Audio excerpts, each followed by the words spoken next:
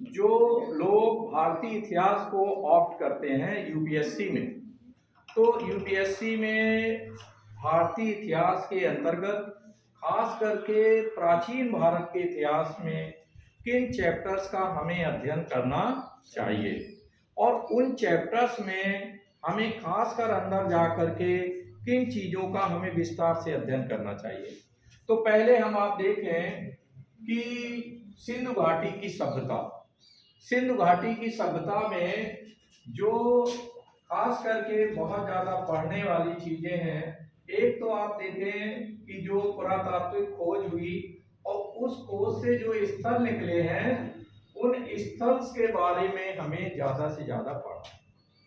जैसे सिंधु घाटी सभ्यता के किस स्थान में विशाल स्नानागार पाया गया? मोहनजोदड़ो में पाया गया। ठीक है, और वो कौन सा स्थान है सिंधु घाटी की सभ्यता से जुड़ा हुआ जहां पर बंदरगाह पाया गया? लोथल में पाया गया। वो कौन सा सिंधु घाटी का स्थान है जहां पर चूड़ियां पाई गई? कालीबंगा। और फिर आपको इन स्थलों को मैच करना है कि ये किस नदी के किनारे स्थित थे। जैसे मोहनजोदड़ो और हड़प्पा, ये सिंधु घाटी की सभ्यता सिंधु नदी के किनारे थे, है ना। जो रोपड़ है वो रावी नदी के किनारे था, है ना। तो इसी तरह जो स्थान है उनका आप नदियों के साथ जो मिलान है वो तैयार करना। ठीक है, एक चीज। और तीसरी जो चीज है जो आपको याद करनी है कि इन स्थलों की खोज किसने की है, किसने खोज की है और कब खोज की है ना। जैसे मोहनजोदड़ो की खोज किसने की है? राखाल दास बनर्जी ने की है। ठीक है, तो देखो जो लोग ऑलरेडी पढ़ रहे हैं they are very very clear. तो हमें क्या क्या करना है? स्थल, नदियां और उनके खोजने वाले लोग, ये हमें तैयार करना है, खोज करता। ठीक है जी, ये आपको प्रिपेयर करना है। फिर सिंधु घाटी की सभ्यता के अंत के क्या कारण थे? सिंधु घाटी की सभ्यता का समापन कैसे हुआ? सिंधु घाटी की सभ्यता के लोग कौन थे? द्रविड़ थे। कौन थे भाई? द्रविड़ थे। और जो लोग आए बाहर से वो आर थे। ठीक है, तो सिंधु घाटी की सभ्यता जो है उसको जन्म दिया द्रविड़। फिर सिंधु घाटी की सभ्यता कैसी सभ्यता थी? यानी ये बताना है नगरीय सभ्यता थी या ग्रामीण सभ्यता थी? नगरीय सभ्यता थी। चूंकि जो स्थल खोजे गए हैं वहां व्यवस्थित नगर पाए गए, शहर पाए गए, और ये सारे लोग व्यापारी थे, शहरों में रहते थे। और जो आ रहा है आर्यों की सभ्यता कैसी थी? ग्रामीण। वो ज्यादातर पशु चारक थे, है ना, और जानवरों के झुंड लेकर के निकल पड़ते थे, है ना। और इसके अलावा आप देखें कि सिंधु घाटी की अगर कृषि व्यवस्था को देखें, आर्थिक व्यवस्था को देखें, तो उस पर भी, और वहाँ की जो सामाजिक व्यवस्था है उन पर भी हम हल्का सा लाइट डालेंगे। लेकिन चूंकि जो ऑब्जेक्टिव टेस्ट आ रहा है तो वो सामाजिक व्यवस्था पर और आर्थिक व्यवस्था पर कम जाएगा, सांस्कृतिक पार्ट ज्यादा आ रहा है, ये वाला हिस्सा। तो संस्कृत पर हमें ज्यादा फोकस करना है। दूसरा आप देखें सिंधु घाटी की सभ्यता में ये आप देखें कि आज से हजारों वर्ष पहले सिंधु घाटी सभ्यता के लोग बहुत व्यवस्थित ढंग से रहते थे। सड़कों के किनारे नालियां होती थी, नालियां कवर्ड होती थी। आज हम देखते हैं कि खुली नालियां हैं और उनसे बदबू निकल रही, लेकिन वो they were so aware at that time, इतने समय पहले इतने ज्यादा जागरूक थे कि बाकायदे वो नालियां कवर्ड रहती थी जिससे स्मेल ना आए, है ना। और आप देखें हर घर में तालाब होता था। ये बड़ी बात है। आज स्विमिंग पूल वाला जो नहीं कंसेप्ट चल रहा कि अगर किसी के घर में स्विमिंग पूल पाया जा रहा है तो भाई अरे भाई बहुत अच्छा है, संपन्न है। पहले ज्यादातर लोगों के पास, और इसके अलावा सब व्यापारी थे। वो अन्नागार पाए गए, बड़े बड़े अन्नागार, जिनमें बाकायदे वो ट्रेजर करते थे, है ना, गेहूं है और जो उस समय उत्पादित कृषि योग्य चीजें थी वो रहे। फिर हम आप आते हैं वैदिक युग में, वैदिक युग में। और इसमें याद रखें कि सिंधु घाटी की सभ्यता के अंत के कारण क्या थे। तो एक बड़ा लॉजिक ये है कि बाहर से आए हुए लोगों ने सिंधु घाटी की सभ्यता को समाप्त कर दिया। आर्यों पर दोषारोपण जाता है कि आर्यों ने सिंधु घाटी की सभ्यता को समाप्त किया। ठीक है, क्योंकि जो भगवान इंद्र हैं उनका एक पर्यायवाची शब्द है पुरंदर। क्या है? और पुरंदर का अर्थ होता है किलों को तोड़ने वाला। सिंधु घाटी की सभ्यता में ज्यादातर किले थे। आर्य किधर से आए? मध्य एशिया से आए। और आप देखें इसका पुष्टि इससे भी होती है कि हमारे जो वेद हैं, चारों वेदों में ज्यादातर सप्त सैंधव प्रदेश का ही वर्णन है। सिंधु घाटी और पंजाब की जो 5 नदियां और 7 रिवर्स, इनके ही आसपास पूरे आर जो है, चूंकि इधर से आए कश्मीर साइड से, मध्य एशिया से आए और पंजाब और दिल्ली और इसके अलावा उत्तर प्रदेश, इसी बेल्ट में ज्यादा रहे। और जिन लोगों को पराजित किया द्रविड़ को, तो वो या तो दक्षिण की साइड भाग गए या उनको फिर चतुर्थ वर्ण में डाल दिया गया, जिसको हम जो है शूद्र का नाम देते हैं। और इस तरह से ऐसा इतिहास में दिखलाया गया है कि इट मे बी पॉसिबल। ठीक है, एक कारण ये भी सिंधु घाटी की सभ्यता के अंत का कारण माना जाता है, उल्कापात हुआ। क्या हुआ? हाँ, जो हमने कल चर्चा आपके साथ कर रहे थे, है ना, कि तमाम उल्काएं भी हमारे ब्रह्मांड का हिस्सा हैं, तो उल्कापात हुआ होगा। लेकिन क्वेश्चन यहाँ अराइज होता है कि उल्का एक स्थान पे गिरेगी, और सिंधु घाटी के स्थान तो उधर राजस्थान है, उधर गुजरात है, यहाँ उत्तर प्रदेश है, कितनी उल्काएं गिरी होंगी। तो ये भी तर्क जो है सही नहीं। याद रखना, ये अंत के कारण पर सिविल में बाकायदे डिस्क्रिप्टिव क्वेश्चन आता है कि सिंधु घाटी की सभ्यता के अंत के क्या कारण थे, इसकी विवेचना कीजिए।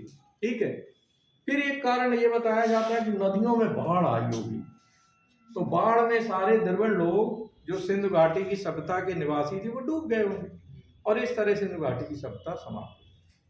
इसमें भी लॉजिक जरा सही तरह नहीं सेट होता है कि एक साथ सब कैसे डूब गए और एकदम कैसे समाप्त हो गए, है ना। और अभी भी स्थान खोजने में मिल रहे हैं, अभी अनवरत जारी है प्रयास। आप लोग भी चाहें तो बगल पड़ोस में खोज डालो एक आध स्थान, है ना, कि सिंधु घाटी का कोई स्थान निकल सकता है ना। आगे बढ़े तो इस तरह आप देखें, वैदिक युग में हमें ये देखना है कि आर कहाँ से आए, किधर के निवासी थे, आदि आदि देखना है। इसके अलावा खासकर वैदिक जो लिटरेचर है, वेदों के बारे में हमें जानकारी प्राप्त। सबसे प्राचीन वेद ऋग्वेद, सबसे प्राचीन वेद, है ना। वो कौन सा वेद है जिसमें संगीत का वर्णन किया गया? सामवेद में संगीत का वर्णन किया है। जिसे नहीं पता है दे में भी नोटेड, है ना, नोट कर ले। सामवेद में संगीत का बहुत वर्णन किया गया है। इसके अलावा वो कौन सा वेद है जिसमें जादू टोना मंत्र, है ना, अथर्ववेद। वो अथर्ववेद में वर्णन किया गया है जादू टोने का, तंत्र मंत्र यंत्र, है ना, इन सारी चीजों का, टोटका एक्सेट्रा, इन सब का वर्णन किस में किया गया है? अथर्ववेद। वो कौन सा वेद है जिसे वेद त्रयी से अलग माना जाता है? यही अथर्ववेद। अथर्ववेद को 3 वेदों से अलग माना जाता है, बल्कि यहां तक माना जाता है कि 3 वेद तो आर्यों ने लिखे और इसे अनार्यों द्वारा रचित वेद माना जाता है। किसको? अथर्ववेद को, जो चतुर्थ वेद है ना। तो इसमें आप देखें जादू टोना एक्सेट्रा, तो आप इसमें खासकर वैदिक युग में वेदों के बारे में पढ़ेंगे, लिटरेचर जानेंगे। गायत्री मंत्र का वर्णन किस वेद में किया गया है? ऋग्वेद में किया गया है ना। तो ये सारा वैदिक युग इम्पोर्टेंट है ना। कैसी सभ्यता थी आर्यों की, है ना, आर्य पशुचारक थे। और आप देखें आज अगर हम वर्तमान में देखते हैं कि जो गायों को लेकर पॉलिटिक्स चल रही है, तो आप देखें गाय जो है आर्यों के लिए सबसे प्रिय वस्तु उस समय भी हुआ करती है, प्रिय जानवर था ये, है ना। बेचारी भैंस रोती है कि गायों को इतना इम्पोर्टेंस दिया जा रहा है, जबकि मिल्क हमारा ज्यादा सेवन किया जा रहा है ना। बात समझ रहे हो ना। लेकिन गायों की महिमा का बखान हो रहा है, इसकी वजह ये थी कि आर जो है एक तो घुड़सवारी करते थे, दूसरा ये है कि वो गायों को बहुत पालते थे, और गायों को पालने के साथ गाय उस समय एक्सचेंज की वस्तु थी, क्योंकि मुद्रा आई नहीं थी अस्तित्व में। तो जिसके पास जितनी ज्यादा गाय होती थी वो उतना अमीर होता था। तो अगर आपको कोई खाद युक्त चीज चाहिए तो अपनी गाय ले जाकर उसके दरवाजे बांध देते थे, उससे हम ले आते थे अनाज, गेहूं ले आए या चावल ले आए। इस तरह से आप देखें, क्योंकि गाय एक्सचेंज की वस्तु थी और आर पशुचारक थे, गाय पर उनकी पूरी व्यवस्था टिकी हुई थी। इसीलिए आप देखें कि गाय को आज भी बहुत महत्व दिया जाता है। वो बात अलग है कि अच्छा, एक क्वेश्चन सिविल में आया, यूपीएससी में एक क्वेश्चन पूछा गया कि वो कौन सा पशु है जिसमें टीबी की बीमारी पाई जाती है? कौन सा पशु है जिसमें थोड़ा नहीं ज्यादा टीबी की बीमारी पाई जाती है? गाय में। याद रखना, जो कमजोर गाय है तो आप उसका दूध ना ले, क्योंकि उसे टीबी हो सकती है। नहीं, अस्थि पंजर दिख रहे हो जिस गाय के, याद रखना भैंस को नहीं होती है टीबी कभी, वो हमेशा हेल्दी रहती है। तो आप देखें कि ये क्वेश्चन आया था बाकायदे गहराई से, उस समय आया जब मैं आईएएस के टेस्ट दे रहा था, कि वो कौन सा पशु है जिसके मिल्क पीने से भी आपको भी टीबी हो सकती है, उससे भी। लेकिन याद रखना, हृष्ट पुष्ट जो गाय हो उसमें नहीं पाई जा सकती है ना, जो कमजोर हो। आगे बढ़े, फिर आप आ जाएं बौद्ध धर्म और जैन धर्म पर। ठीक है, बौद्ध धर्म और जैन धर्म में आप देखें इनका जन्म कहाँ हुआ। बौद्ध धर्म को अगर ले लें, इनका एक तो लिटरेचर देखना है पूरा, है ना। बौद्ध धर्म में आप देखें महात्मा बुद्ध का जन्म कहाँ हुआ था? कहाँ हुआ था? लुम्बिनी में हुआ था। ठीक है, और आप देखें इनसे जुड़े हुए जो ग्रंथ हैं उन्हें क्या कहा जाता है? जातक कथाएं हैं, है ना भाई। और त्रिपिटक हैं, 3 पटक हैं, विनय पिटक, अभिधम्म पिटक, है ना, सुत्त पिटक। तो ये तीनों पिटकों के बारे में देख लें कि सुत्त पिटक में किस चीज का वर्णन है, अभिधम्म पिटक में किसका है ना, ये सारा सब कुछ देख लें। तो आप देखें, इसके अलावा महात्मा बुद्ध जिन चीजों से इन्फ्लुएंस हुए, बीमार को देखा, मृतक को देखा, तो प्रभाव क्या पड़ा, उनकी वंशावली भी देख लें। पिताजी कौन थे, पत्नी कौन थी, बेटे का नाम क्या था? क्या नाम था बेटे का? राहुल। पत्नी का नाम क्या था? यशोधरा। यशोधरा पर मैंने कविता पढ़ी तो मैं खुद रोने लगा। वास्तव में उनकी जो उन्होंने वियोग व्यक्त किया है, जब महात्मा बुद्ध जी इन सारी घटनाओं को देखते रहे तो उन्हें वियोग हो गया, और एक दिन पत्नी को रात के अंधेरे में छोड़कर चुपचाप निकल पड़े। तो फिर वो मैथिली गुप्त ने यशोधरा बाकायदे महाकाव्य लिखा है, और उसमें यशोधरा अपनी यानी कष्ट को व्यक्त करती है कि काश वो मुझसे कहकर जाते, है ना, काश वो मुझसे कहकर जाते, चुपचाप चोर की तरह चले गए। ये बात मुझे अच्छी नहीं लगी, है ना। वो बताते ध्येय क्या है, मैं मानवता के कल्याण के लिए निकल रहा हूँ। मैं सहर्ष उनके तिलक लगाती और कहती महाशय जाइए, ठीक है आप बड़े प्रयोजन से निकल रहे हैं तो कोई प्रॉब्लम नहीं है। तो आप देखें यशोधरा का भी कैरेक्टर बहुत स्ट्रांग है। तो बौद्ध धर्म और जैन धर्म, जैन धर्म में भी आप देख लें इसके प्रवर्तक कौन थे। जैन धर्म में तीर्थकरों को खास करते कितने तीर्थकर हुए? और क्वेश्चन 3 तीर्थकर पर ज्यादा। पहले तीर्थकर कौन थे? ऋषभदेव थे। दूसरे तीर्थकर छोड़ सकते हैं। 23वें तीर्थकर कौन थे? पार्श्वनाथ थे। और अंतिम और 24वें महावीर स्वामी थे। महावीर स्वामी ने जैन धर्म में क्या चीज नई जोड़ी? ब्रह्मचर्य को जोड़ा। क्या जोड़ा उन्होंने? ब्रह्मचर्य को जोड़ा है ना। और बाकी चीजें जो पिछले तीर्थकर थे उन्होंने वो सारे सिद्धांत दिए हुए थे। फिर आप मौर्य युग में आ जाएं। अब इनमें शासकों के सीक्वेंस भी याद रखते हैं। मौर्य युग का संस्थापक कौन था? चंद्रगुप्त मौर्य। चंद्रगुप्त मौर्य को बनाने में किस गुरु का बड़ा योगदान था? चाणक्य का। चाणक्य के कौन कौन से नाम हैं? कौटिल्य कौटिल्य है, विष्णुगुप्त है। चाणक्य का जो प्रसिद्ध ग्रंथ है अर्थशास्त्र है। अर्थशास्त्र किस बात पर लिखा गया है? राजनीति और प्रशासन के ऊपर लिखा गया है। नहीं आप समझे, उसमें आएगा कि ये आर्थिक क्रियाओं पर लिखा गया है तो वो रॉन्ग हो जाएगा। ठीक है, याद रखें। आगे हम आप देखें कि इनका फिर शासकों का सीक्वेंस देख लें। चंद्रगुप्त मौर्य, ठीक है, इसने मौर्य वंश की स्थापना की। चंद्रगुप्त मौर्य के पहले किस वंश का शासन था? नंद वंश का था। नंद वंश का अंतिम शासक कौन था? घनानंद था। कौन था? घनानंद। और घनानंद को पराजित जो है किसने किया? चंद्रगुप्त मौर्य ने किया। घनानंद को पराजित करने के पीछे क्या चंद्रगुप्त मौर्य की भूमिका थी या खासकर चाणक्य की? चाणक्य की भूमिका थी। क्योंकि आपको पता है, शायद वो कथा मैंने बताई हो आप लोगों को, कि जो चाणक्य है वो नंद वंश में बहुत ही बड़े स्थान पर कायम था।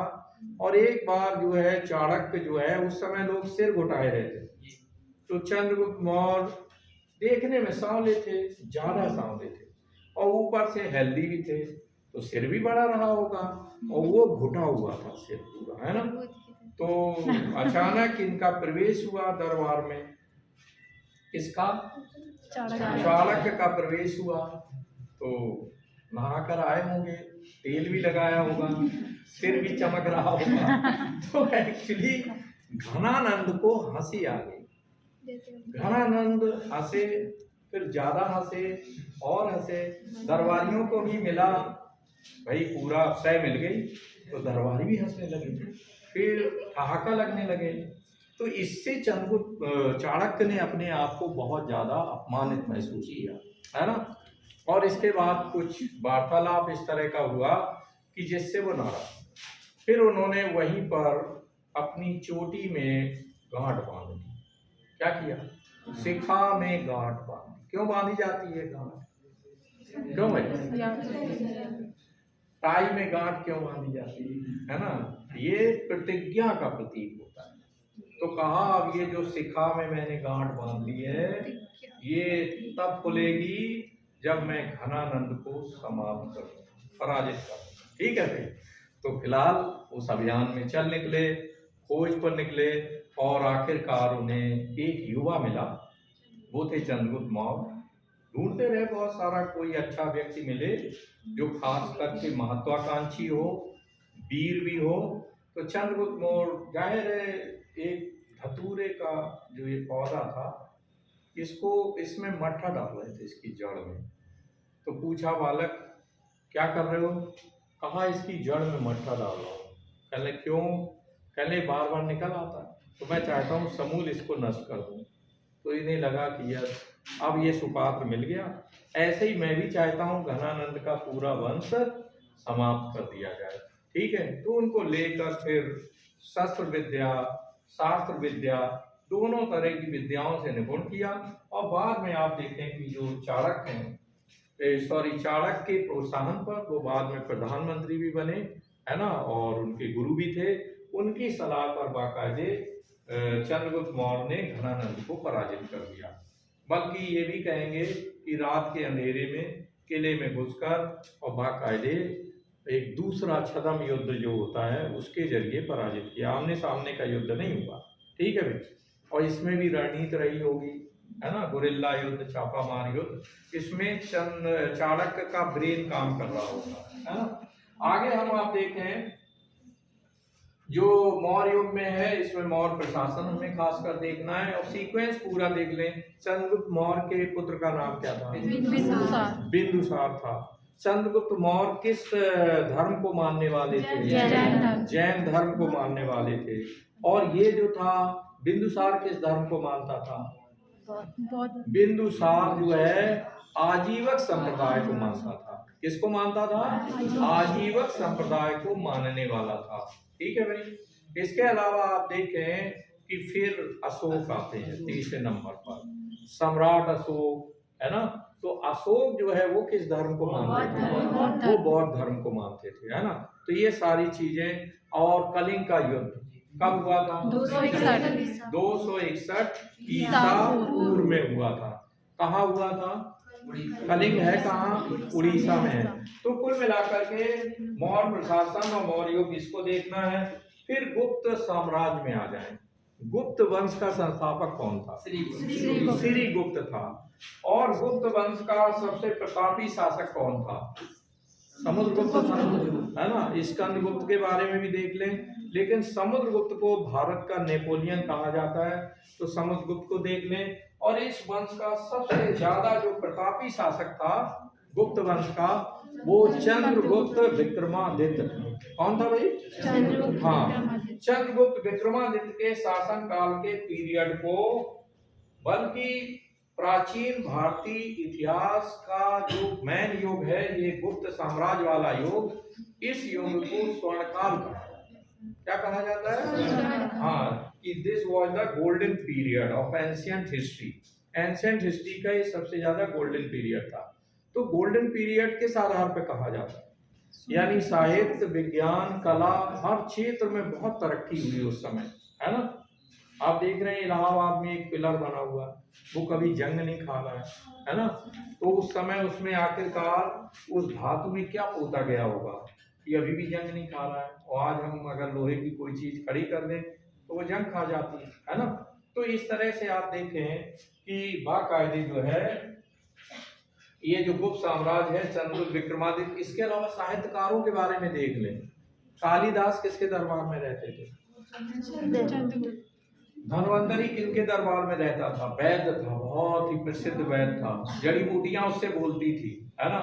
हाँ, कि हम इस काम में आएंगे, है ना, जिसे बुखार आया हो हमें पिला देना, यो ना। यानी इतनी ज्यादा उस व्यक्ति ने खोजें की हैं, धन्वंतरी ने। चरक किसके दरबार में रहते थे? कनिष्क के दरबार में रहते थे, है ना। दूसरा आप देखें, फिर हम आते हैं वर्धन साम्राज्य में। ठीक है, गुप्त साम्राज्य, ये सबसे ज्यादा देखो, याद रखना, तुम्हें पढ़ना क्या है, ये दो, इसके अलावा सिंधु घाटी की सभ्यता, बौद्ध धर्म, जैन धर्म, यही तो है। अब पता लगा इसके अलावा बाकी जो इधर उधर का लिटरेचर है उसे छोड़ना है काफी कुछ, क्योंकि हम सब नहीं पढ़ सकते। जितना ज्यादा पढ़ेंगे, more you read more you confuse, है ना। तो ऐसी कंडीशन में हमें सिस्टमेटिक पढ़ना है।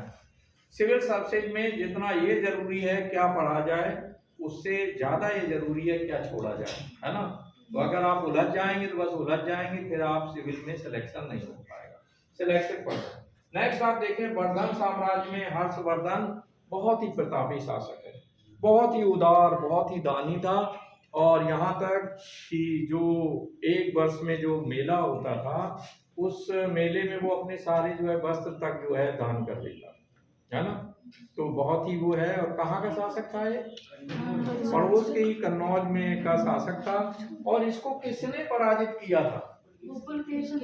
पुलकेशन द्वितीय ने पराजित किया था। याद रहेगा कि हर्षवर्धन को पराजित करने वाला जो शासक था दक्षिण भारत का, वो पुलकेशन द्वितीय था। ठीक है। और किस नदी के किनारे युद्ध हुआ? नर्मदा नदी के किनारे युद्ध हुआ था। फिर वहीं पर पुलकेशन द्वितीय ने कहा कि मिस्टर हर्ष, यानी हर्षवर्धन मिस्टर नहीं कहा होगा क्योंकि अंग्रेजी नहीं बोलता था, तो कहा होगा कि देखिए ये हमारी बाउंड्री है, नर्मदा की इस तरफ अब आने की कोशिश न करना, हरा दिया है तुम्हें, बदला दिया, उधर ही रहना आप उत्तर साइड में। ठीक है। तो नर्मदा नदी के उस साइड में पुलकेशन द्वितीय का शासन था और इस साइड में हर्षवर्धन का शासन था। क्लियर। आगे हम आप देखें कि ये चोल, चालुक्य, राजपूत और पल्लव, इन शासकों की राजधानियां क्या थी? ये बहुत ही महत्वपूर्ण है याद करना। ठीक है, कर लेंगे सब लोग। इसके अलावा जो चोल साम्राज्य था, चोलों की स्थानीय व्यवस्था बहुत मजबूत थी। इस पर भी प्रश्न आ सकता है कि भाई स्थानीय स्वशासन किन शासकों का बहुत अच्छा था। तो स्थानीय स्वशासन स्पेशली जो है चोलों का बहुत ही अच्छा था, है ना। इन्होंने first of all ancient history में ये इस चीज को यानी आगे बढ़ाया। तो इस तरह से आप देखें कि प्राचीन भारतीय इतिहास में हमें इन टॉपिक्स को खास करके पढ़ना है और इनका जो भी कल्चरल पार्ट है उसकी भी हमें स्टडी करना है। ठीक है, तो एंशिएंट हिस्ट्री में